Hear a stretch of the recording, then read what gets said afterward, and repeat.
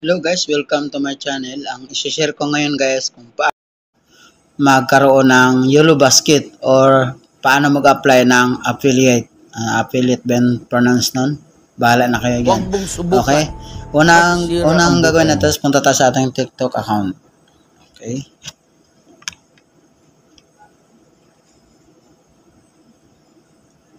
Tapos, punta ka sa ating profile. Itong profile, oh.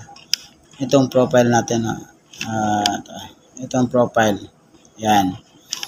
Tapos, pag-click natin sa profile guys, makikita na ito account po to sa aking asawa guys ha. Ngayon, pagpunta sa profile guys, pindutin natin tong tatlong tuldok sa taas. Ito. Ayan. Pag pindot natin yan guys, pag pindot natin sa tatlong tuldok, punta tayo dito sa TikTok Studio. Yan. Pag-click natin sa TikTok Studio, mapupunta tayo ngayon sa tools. Ngayon guys, pagdating natin sa tools guys, i-screen to natin din. Pupunta tayo dito sa TikTok Shop for Seller. Yan. Ngayon, pagpunta natin sa TikTok for Sellers, pag-click natin yan guys, wait lang may pipilapan po tayo yan. May sign up ta dito. Wala po yan, okay? Pupunta tayo sa Seller Shop. Okay? TikTok Shop Seller Center. Seller Center pala. Okay? May pipilapan tayo kaya sa una piliin natin click natin ang individuals. Minsan individual, pero minsan nakalagay na yan individuals yan. Click natin yan. Tapos click nakalagay na yan dyan minsan. Ang iba kasi hindi wala pero ngayon pwede mo lagay agad sa individual. Pipiliin mo yung individuals, okay? So yun guys, punta tayo dito sa select product category. Halimbawa, home supply, kung ano yung next mo.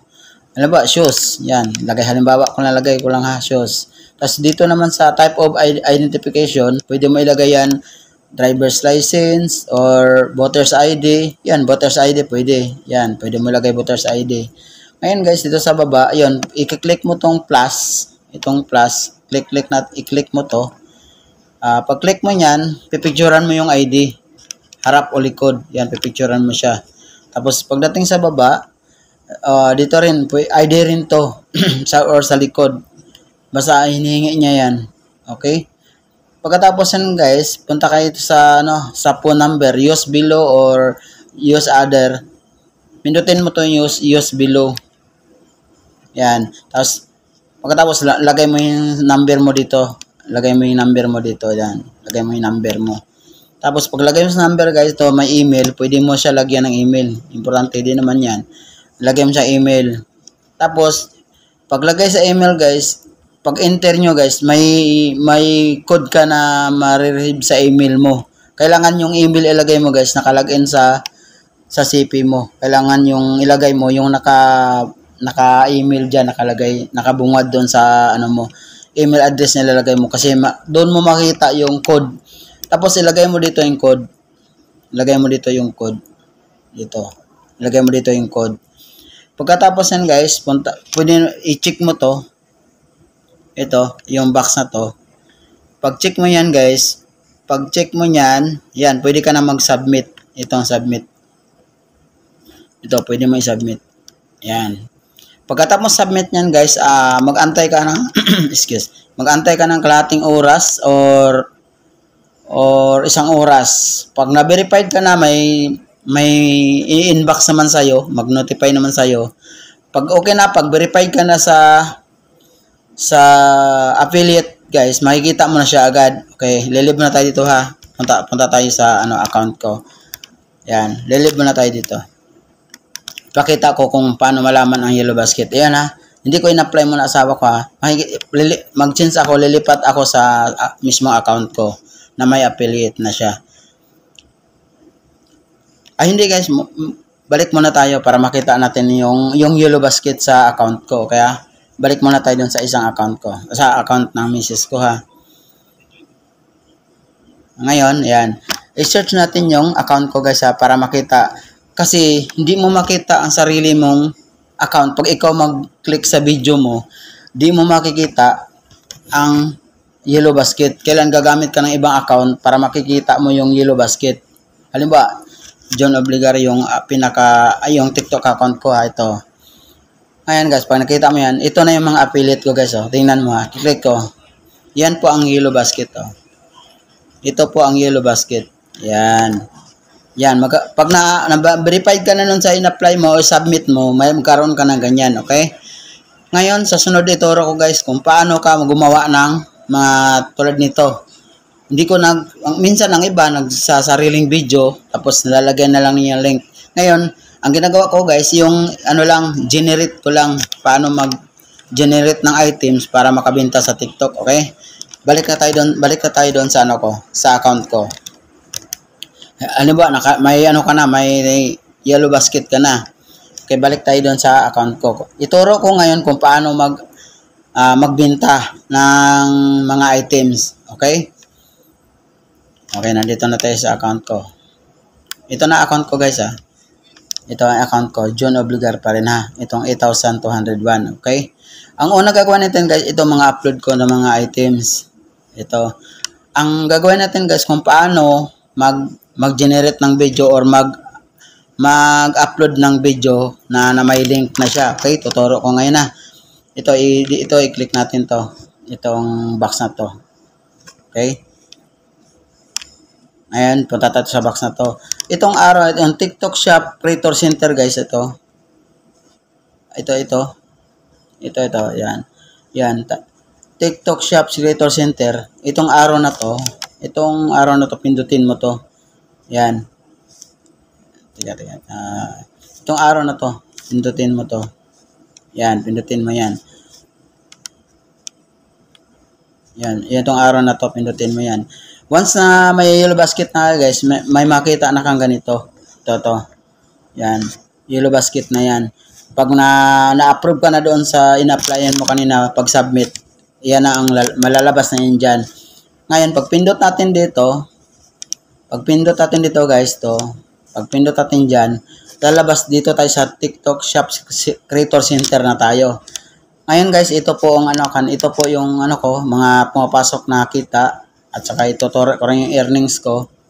Ito pong earnings ko guys. Oh. Kunti pa naman ang earnings ko ito. Click mo yung earnings. Oh. Yan.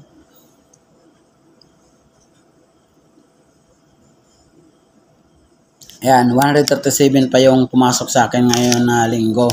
Pero naka-withdraw na ko yan guys. Mga unang withdraw ko 187. Tapos yan. Ang maganda guys kung masipag ka mag-upload ng mga items, okay? Ituturo ko ngayon kung saan tayo pupunta sa items guys ha. Ito ngayon punta tayo dito sa product marketplace. Ito. Pag click natin dyan sa product marketplace, mapupunta tayo ngayon sa mga categories ito. Pero kung gusto mo naman mag-search dito sa taas, halimbawa trending top seller products. Ayun, punta tayo dito. Ngayon, pag may nagustuhan ka dyan guys, ito, halimbawa itong t-shirt na to, pag nakabenta ka niya ng 266, mayroon kang commission na 40. Ito, commission na 40. Yan, commission mo yan. 40. Pag nabenta na yung item na to, ituro ko ngayon kung paano ka mag-generate nito ha. Okay. Ganito po yan. I-click mo to siya. Pag click mo siya ganyan, tapos i-click mo tong arrow na to. Itong arrow na to. Ito. Click mo yan. Okay. Click natin yan. Tapos yan, ang items niya nga available guys, ito 163,000. Okay. Titingnan mo yan dyan ha. Kasi minsan, konti na lang na sold out na. Huwag ka nang mag-click. Palit ka iba. Ngayon, sunod natin pindutin guys ito. Itong create shoppable video. Yan. Click natin yan. Pag click natin yan guys, mapupunta tayo dito.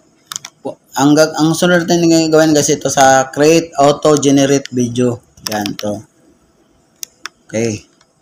Pagkatapos niyan, i-click natin yan.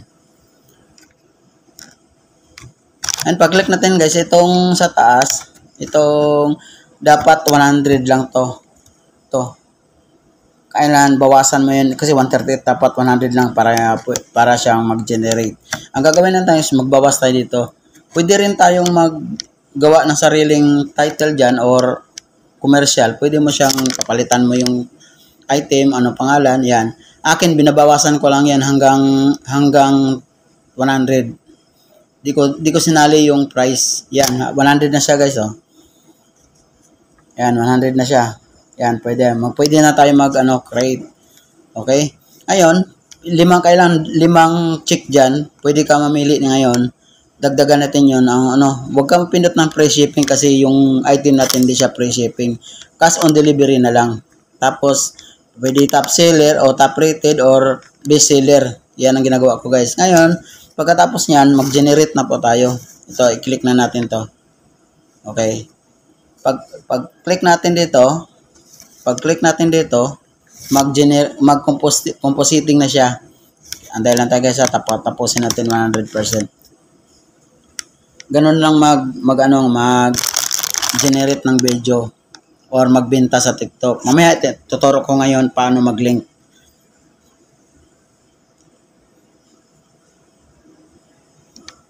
Medyo mahina ang signal guys ito.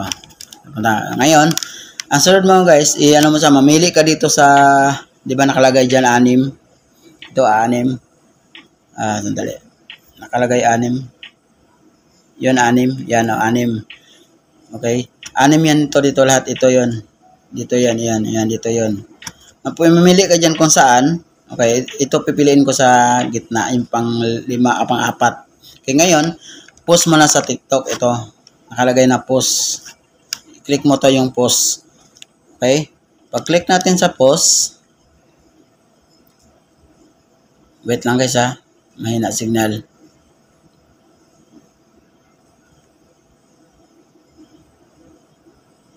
Okay. Pag-click dun sa post, ito na lalabas. Yan. Ibig sabihin guys, pwede kang magawa ng title dito sarili mo. Pwede rin, yan lang ang tapos ibaback mo lang siya. Tapos i-click mo tong add. Yan. Click mo siyang add. Tapos pag-click natin sa add, mapunta tayo doon sa post na sa TikTok. Yan. Ngayon guys, mag-ingat po dito kasi ang may copyright din po siya. Kaya kailangan natin tong palitan. Itong add sound. Palitan natin yan. Yung sound niya. Pero pag may sound yan kasi binaba kong volume guys. Pag-click mo dyan, akala mo magduduble pero hindi yan. Ngayon, i-click natin yung sound. Yan. Click natin yung sound. Tapos yun, pwede ka na mamili dito sa 3 or sa baba. Pero importante itong 3 lang. Pipili ka ako dito sa baba. Piliin ko. Yan. I-check ko ngayon. Ngayon, pag-check mo yan, ang sound yan guys, magduduble yan. Pinatay ko lang yung sounds Magduduble yan. Ngayon, nagagawin natin ito ng next. Ito, pindutin natin itong next. Yan. Okay? Pag pindot natin sa next, dito tayo mapunta sa hashtag. Okay? Click natin ito yung hashtag. Ito. Click natin yan. Bahala ka kung ilang hashtag ilagay mo. Sa akin, mga 4-5 lang. Ayan. Sa baba. Naka-ready na po yun. Pero, ang hashtag na yan sa inyo, wala pang lalabas. I-search nyo lang. Hashtag FYP, hashtag viral, ganon. Ayan. Lalabas yan. Kung ano yung gusto mong hashtag, lalabas po yan. Yan. Kahit anong gusto mong ilagay hashtag dyan. Ngayon, guys, pagkatapos mo hashtag, click mo tong add link. Ito. Add link. Click mo yan. Itong arrow na to. Click mo to yung arrow na to. Okay? Pag-click natin sa arrow na yan, pupunta tayo sa products. Ito, punta tayo sa products. Yan, dyan na kayo mag-add ng link. Okay? Pag-click natin sa product, yan, lalabas na po dito.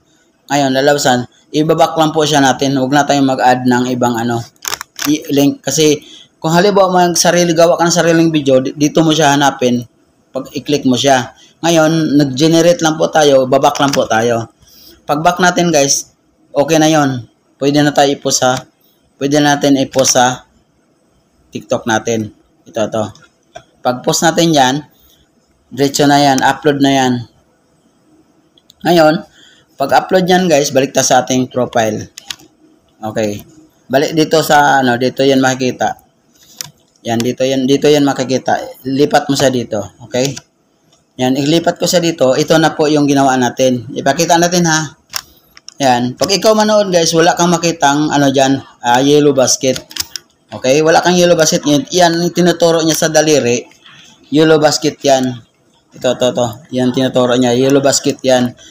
Ngayon, ang gagawin natin guys, para makita na, tandaan mo yung nilagay natin t-shirt ha. Tandaan nyo po. Ngayon, ang gagawin ko para makita mo yung yellow basket, pupunta tayo doon sa isang account ng asawa ko. Okay? Palit tayo ng isang account. Puntahan natin yung in-upload natin para makikita nyo na mayroon ng yellow basket. Okay? Ngayon, search natin yung account ko. Yan. Ito po account ko. Ito po yung account ko. Yan. Search natin. Click natin. Ngayon, pag ito na po ang lumabas, ito na po yung ginawa natin na video. Ito. Okay. Click natin kung nandyan na ba yung yellow basket. Minsan hindi pa pumapasok Click natin. Ayan na po guys Lumabas na po ang yellow basket. Yan. Yan na po ang yellow basket. Ayan. Ang ibig sabihin guys, pwede na ako magbenta. Pag once na may bumili niyan guys, pag may nakita dyan, may bumili, may commission agad ako. Ang iba 20%, ang iba 10%. Depende doon, makikita mo naman doon kung magkano ang porsyento mo. Yan may yellow basket na po. Makikita mo lang yellow basket sa sarili mo kung gagamit ka ng ibang account. Or sabi, kaibigan pa kasi nga sa TikTok ko kung mayroon ng yellow basket. O diba, pag nakita mo, tuwa ka na. Kasi makikita ka na, okay? Yan lang po guys ang ituturo ko sa araw na to. Kaya sana may naintindihan po kayo. Maraming salamat at magandang araw po sa lahat. God bless.